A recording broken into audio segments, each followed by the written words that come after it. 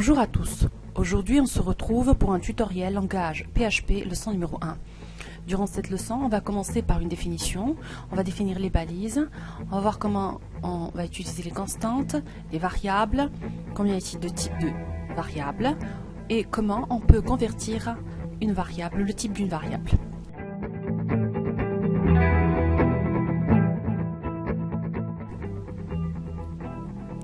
Le langage PHP. Le langage PHP est un langage de script qui s'insère dans les pages HTML et les parties écrites en langage PHP sont déclarées en moyen de balises reconnues par le serveur. Le principe de fonctionnement de PHP est assez simple. Le serveur va effectuer un travail d'interprétation avant de retourner le résultat, généralement une page HTML au client. Donc l'avantage par rapport à l'HTML est alors considérable puisqu'il est ainsi possible de concevoir des sites dynamiques, c'est-à-dire qu'une page peut changer de contenu sans aucune intervention humaine ne soit nécessaire. Il faut toujours garder à l'esprit que c'est un langage de script qui est exécuté côté serveur, il ne dépend donc ni du navigateur ni du système d'exploitation du visiteur. Les balises. Il existe plusieurs types de balises en fonction de vos préférences. Donc selon la configuration de PHP sur le serveur, on tournera vos scripts. Donc vous avez trois exemples de balises PHP. Donc vous avez la première balise qui est délimitée par une balise ouvrante, point d'interrogation, on insère le code, ensuite on ferme le script PHP par un point d'interrogation et on ferme la balise. Sinon, on peut utiliser script language égale à PHP. On insère le code, ensuite on termine par un slash script. On a une autre possibilité, on peut délimiter par 1% et à la fin par 1% balise fermante.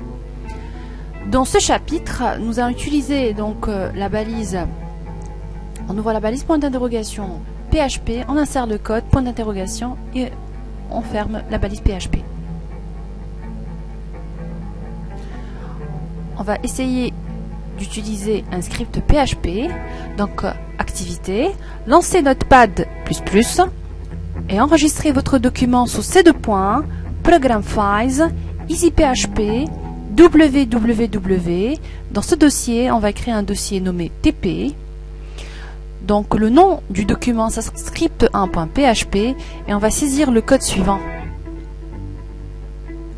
Donc vous avez la partie head qui est HTML, ensuite head, title, body. Dans le body, on va insérer un script PHP dans lequel on ajoute echo entre guillemets mon premier script qui n'affiche que du texte en attendant mieux /body /html.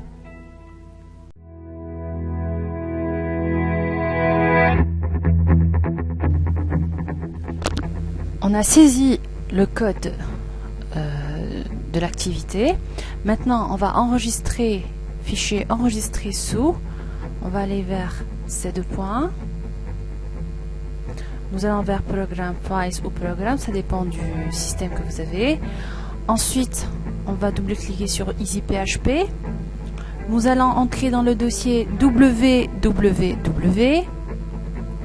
Et dans ce dossier, on va créer un dossier TP dans lequel le nom de votre document script1.php on enregistre. Voilà. Maintenant, on va lancer le logiciel EasyPHP. On va exécuter notre script dans le serveur. Donc juste en bas ici. Donc vous allez avoir donc Apache qui va démarrer, MySQL qui va démarrer aussi. Donc on va réduire cette fenêtre et avec le bouton droit, nous allons lancer Web Local, navigateur Web Local. Observez bien. Dans la barre d'adresse, nous avons l'adresse IP 127.0.0.1, c'est l'adresse IP du serveur. Donc c'est l'adresse de votre web local. Vous allez cliquer sur votre dossier déjà créé dans le www. Donc vous allez avoir 127.0.0.1 ensuite /tp. On va lancer notre script donc qui va être exécuté dans le serveur PHP, EasyPHP, script 1.php. Donc qu'est-ce qu'on a ici? Mon premier script qui n'affiche que du texte en attendant mieux. Donc qu'est-ce qui s'est passé là? Echo. Que permet de faire Echo? Donc Echo permet d'afficher cette chaîne de caractères.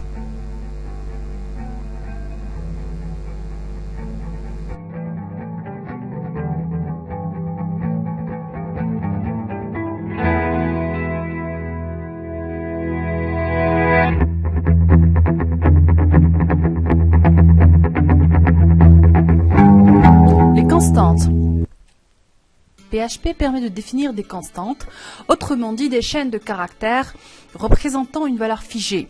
Les constantes se déclarent par l'instruction define. Voici un exemple. Donc nous avons ajouté un script PHP dans le corps d'un document donc HTML. Donc, nous avons HTML, head, title, ensuite en body. Donc nous avons dans le script define, language, virgule, PHP. Donc nous avons la chaîne language, c'est le nom de la constante. On a défini une constante et la valeur c'est la chaîne PHP. Donc la constante language reçoit comme valeur figée la valeur chaîne, la chaîne PHP. Ensuite nous avons define, version. Version est représentée entre guillemets. Donc version c'est le nom de la constante. Virgule, nous avons la valeur 4, c'est-à-dire la constante version reçoit la valeur 4 comme une valeur figée. L'instruction suivante c'est echo language point espace entre guillemets qui représente entre guillemets l'espace point version.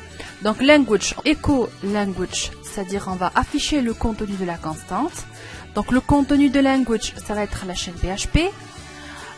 Point, c'est un séparateur qui va séparer la constante de l'espace. Ensuite aussi, nous avons un autre point qui va séparer entre l'espace et le nom de la constante version. Nous allons afficher le contenu de version qui contient la valeur 4.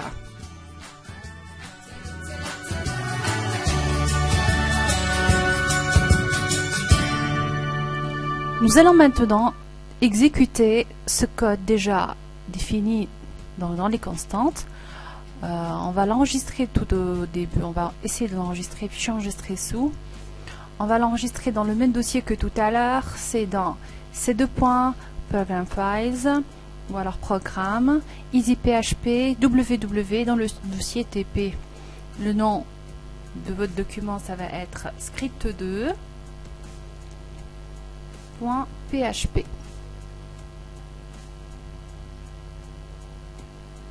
Nous avons déjà EasyPHP qui est actif.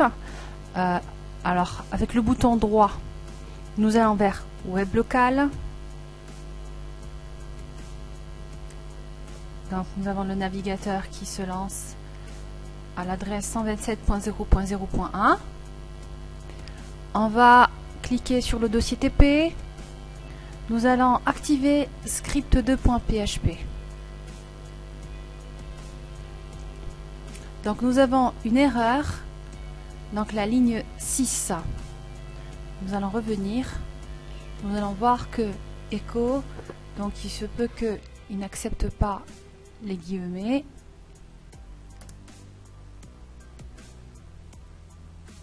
On enregistre. Nous allons actualiser la page. Donc nous avons des erreurs à ligne 4, ligne 5 et ligne 6. Nous allons revenir. Ligne 4. Donc les guillemets n'acceptent pas ces guillemets-là. On va modifier les guillemets.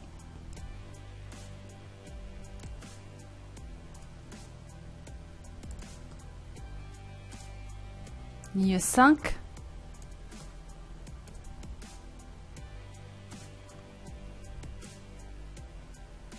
Nous allons enregistrer.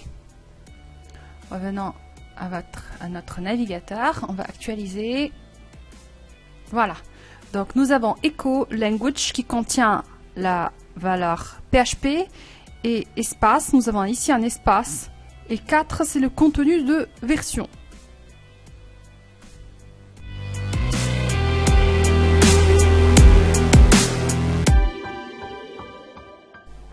Les variables. Les variables sont représentées avec un caractère $, préfixant l'identification d'une variable. Avec PHP, les noms de variables doivent répondre à certains critères. Un nom de variable doit commencer par une lettre majuscule ou minuscule, ou un espace tiré bas, pas par un chiffre. Un nom de variable peut contenir des lettres, des chiffres et le caractère tiré bas. Les espaces ne sont pas autorisés. Les variables sont dites non typées, c'est-à-dire qu'une variable peut contenir une valeur de chaîne de caractères et ensuite être utilisée pour contenir un entier. Le type est défini à l'affectation de cette variable. Donc nous avons ici un exemple de déclaration de variable. Dans un tableau, on a illustré 3 colonnes. Dans la première colonne, nous avons le nom de la variable qui est correcte. La deuxième colonne, nous avons le nom de la variable qui est incorrecte. Et les raisons, dans la troisième colonne, nous avons les raisons pourquoi elles ne sont pas, la déclaration de la variable n'est pas correcte. Donc on a $, qui préfixe, c'est-à-dire qui précède la variable, et elle est nommée variable. Donc $variable. Donc c'est un nom correct. Juste en dessous, nous avons nom, $nom, tiré-bas, tiré-bas variable, donc c'est un nom correct. Même chose en bas, donc nous avons $, nom en minuscule, hein, nous avons les caractères en minuscule, nom, tiré-bas, tiré-bas variable. On peut associer des lettres et des chiffres, comme $nom, tiré-bas, tiré-bas variable, tiré-bas 123. Et enfin, nous avons un autre exemple qui est correct. Dans la deuxième colonne, nous avons les espaces. L'espace, donc $nom de variable, c'est un espace, donc c'est une déclaration de variable incorrecte. Ensuite, nous avons $123, donc on ne peut pas préfixer juste après $, un chiffre pour donner le nom du variable. On débute avec un chiffre, c'est incorrect. On a utilisé dans la troisième ligne de Toto, $toto, arrobas, donc le symbole arrobas ne peut pas être utilisé donc pour le nom du variable.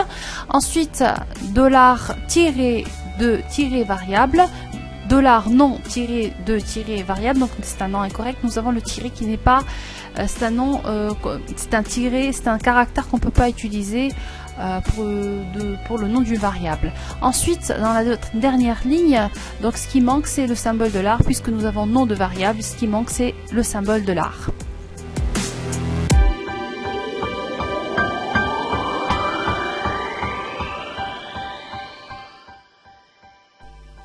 Activité.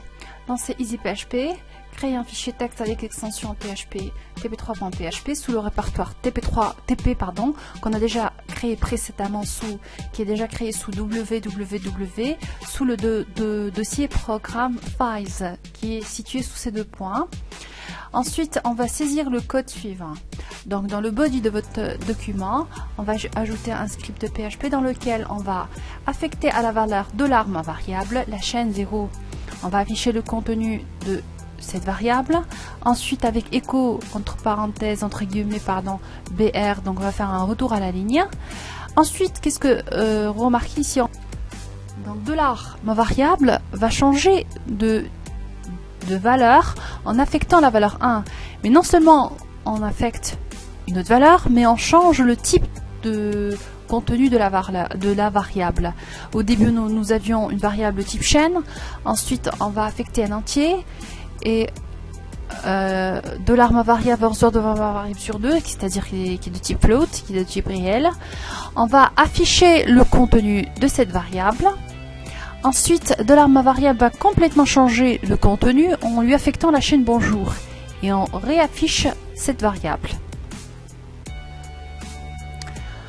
Ensuite, on va lancer le navigateur sous HTTP localhost ou alors 127.0.0.1 qui est l'adresse IP du serveur, de votre serveur qui est situé en même temps, votre ordinateur est en même temps serveur et client. Donc soit on met localhost ou alors 127.0.0.1. On a saisi le code. Maintenant on va l'enregistrer sous TP, sous le nom de tp3.php. Maintenant nous allons exécuter weblocal.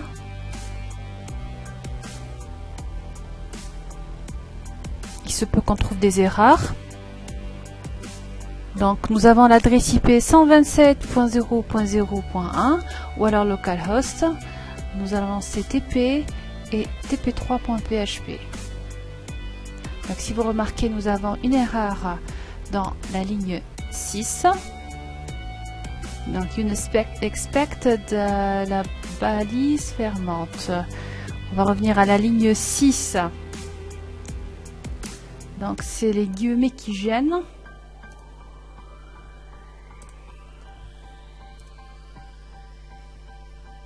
La même chose ici, on va essayer de remédier à ça. On va éliminer ces guillemets là.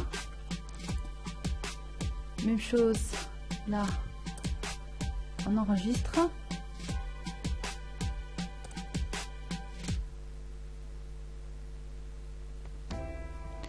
Et on va retourner à la page, on va actualiser. Donc nous avons une erreur à la ligne 4, ligne 5. Nous revenons maintenant à la ligne 4. Donc nous avons les guillemets qui gênent là aussi.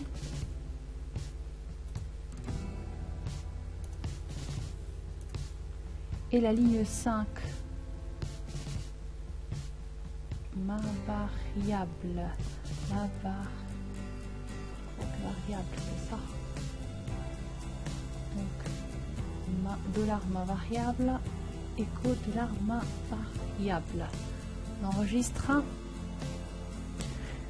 Nous allons vers localhost. On actualise. Voilà. Donc, nous avons exécuté la page tp3.php. Au début, nous avions echo 0, donc le contenu $ma variable, ça contenait la chaîne 0. Ensuite, nous avons la $ma variable reçoit la chaîne 1, plutôt l'entier 1. Ensuite, $ma variable reçoit $ma variable sur 2. Donc, on a affiché echo $ma variable qui contient 0,5. Ensuite, on a changé le contenu de $ma variable par la chaîne bonjour. Et echo $ma variable, bien sûr, on a bonjour qui est affiché là.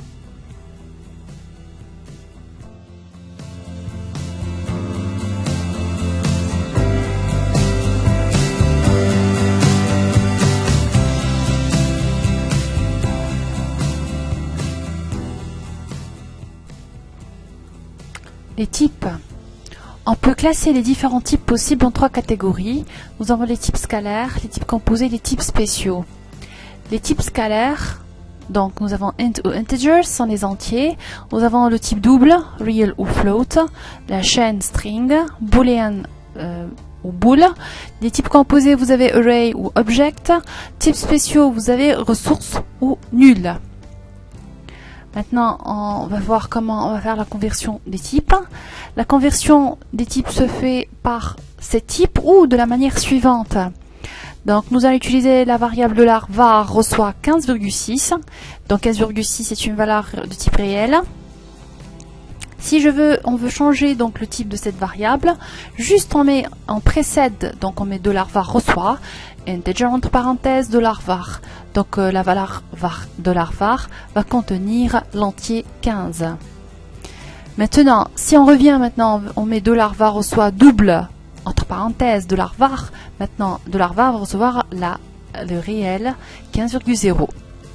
Maintenant, $var reçoit string $var, donc $var reçoit la chaîne 15.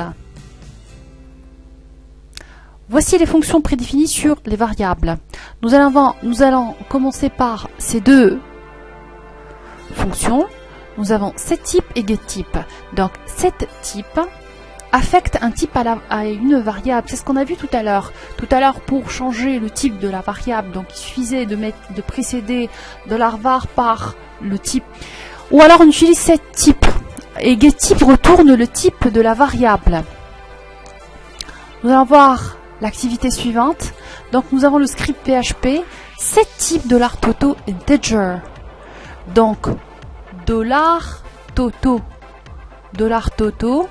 donc est de type maintenant, on affecte à $toto le type. On peut lui affecter un type par la fonction setType. Echo getType, qu'est-ce que permet de faire getType? Permet de récupérer le type de la variable de $toto.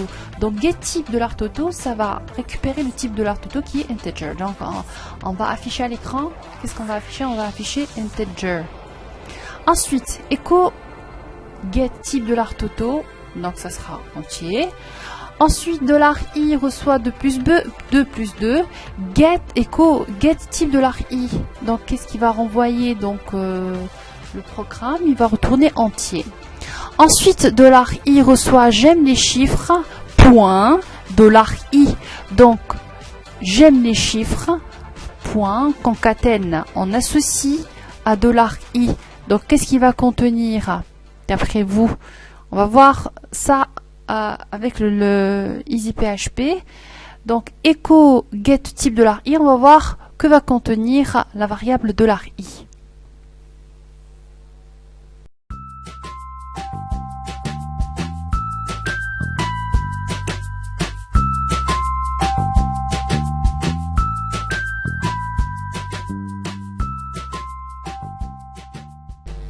Donc nous avons enregistré le code sous le TP, le dossier TP, sous le nom script3.php. Maintenant nous allons démarrer le navigateur web local. On va choisir le dossier TP et script3.php. Donc au début nous avons integer. C'est quoi integer? C'est le contenu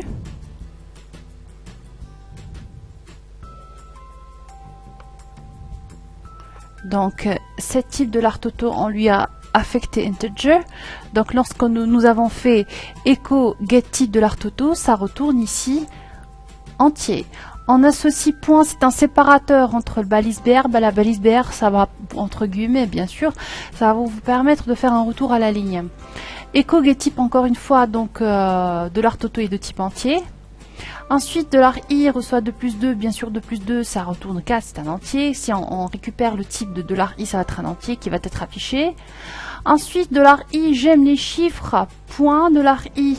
Donc l'ensemble maintenant, si on récupère le type, ça va être chaîne. Voilà, donc echo getType $i, ça retourne le type chaîne. Parce qu'on a ici, on l'a concaténé, ça devient une chaîne.